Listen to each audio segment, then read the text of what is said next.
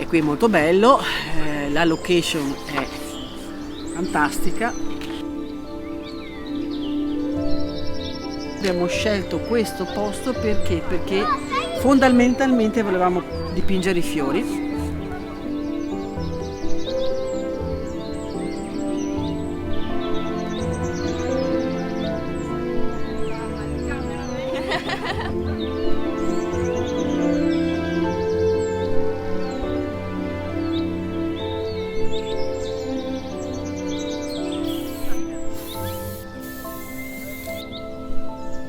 Il labirinto, cercare una via d'uscita e quindi mi attirava e sono rimasta. Sì.